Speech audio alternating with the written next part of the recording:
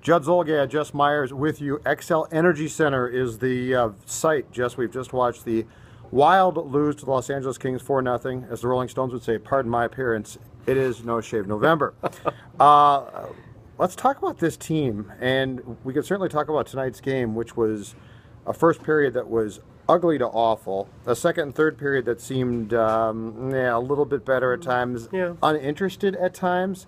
But before we get to the bigger picture stuff, give me your synopsis of what we saw here tonight, because the Wild was playing the defending Stanley Cup champions. The Kings are very good, they're very strong, they're very physical, but they played Nashville a night ago and got taken into overtime and a shootout. The Wild had the day off, and the Wild looked like a team that was tired.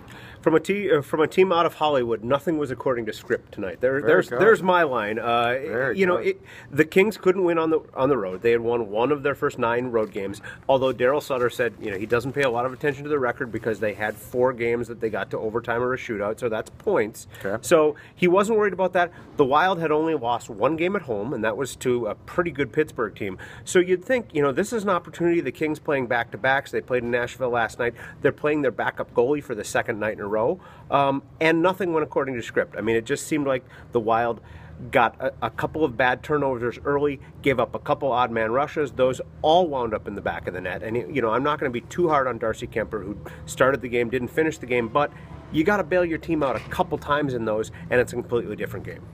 Okay.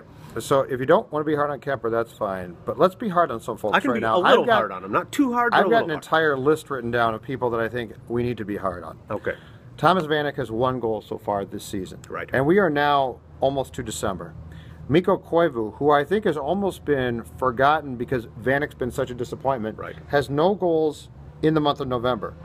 Charlie Coyle got a nice big contract extension before the season started. He has no goals in the month of November again. Granlund has disappeared at times. Pominville is not consistently getting on the score sheet. What's going on here? It's tough. Let me put it this way. It's easy to look at this game as, all these things are wrong with the team. Keep in mind, they were playing pretty well coming into tonight. I mean, they'd won 5 of 6. They were coming off a pretty good road trip where they won 2 out of 3. And the one game they lost, their coach said was probably their best game when they get beat 2-1 in Tampa by a very good Lightning team. So everything seemed to be kind of coming together, yet with all the problems. I mean, I kind of relate it to like Gopher football. Yeah, they're playing great football, except they still don't have a passing game. But we can overlook that because you're finding ways to win. The Wild are kind of in the same boat where they have been generally finding ways to win despite this, and this going wrong. Tonight's one of those games where it all comes to the forefront and all of those things become glaring problems. But where is the offense from these guys? That's my question. And I realize this. The Wild started out very well, and then they went through the 4-game losing streak, and they didn't play well at all. And then they came back and actually rebounded, and up till tonight have played a pretty good brand of hockey as far as getting wins. But you watch Vanek play, Jess, and none of us should be surprised that he's not a great defensive player. But he has 1 goal. Koivu has, 2 goals. Is this going to come around? Are we to the point of where we say this is statistically just going to reverse itself, or are we to the point of where some people have to say when it comes to these veteran players, or at least a few of them, there's actually some concern? I wrote about this a month ago when Vanek finally got a goal against Dallas, against Lindy Ruff, who was his coach in Buffalo all those years. Ruff said, that's just Vanek. He's going to go through hot streaks. He's going to wind up with 20 goals at the end of the season. Well, as you point out, we're almost in December here. I mean, we'll be carving turkey tomorrow. You're running out of time to have that kind of offensive season. And I guess what's encouraging is you don't see the coasting. You don't see lapses. He's still getting in position. He's still going to the top of the crease. It's just not working for whatever reason. And that's what's driving me nuts.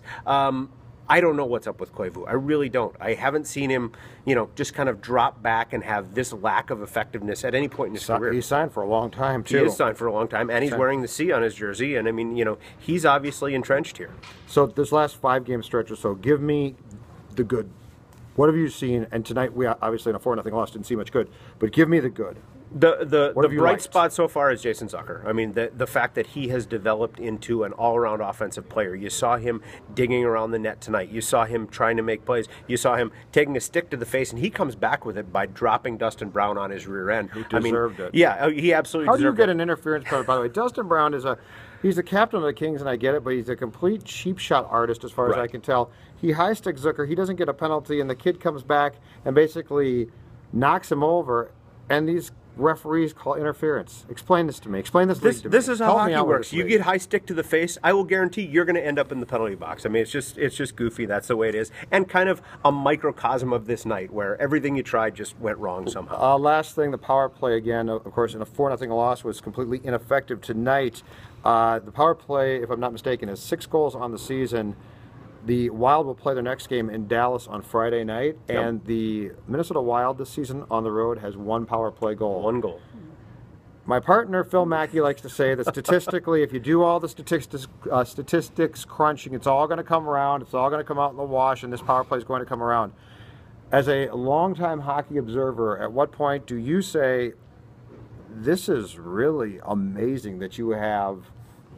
Let's go through the talent again, and granted it's not all scoring, but nonetheless, at what point do you say you have 1 power play goal on the road? This is now inexcusable. You know, and what's funny is they got a guy, Andrew Brunette, you know, a longtime player who's now their coach, who is the guy in charge of the power play. It's got to fall on his shoulders at some point. We all love Bruno. He's been around forever. He's a great guy. But at some point you've got to look at, you know, hey, what we're doing isn't working. It's not just a matter of stick with it, it'll come around. It's not coming around. Again, it's almost December. We've got to do something here.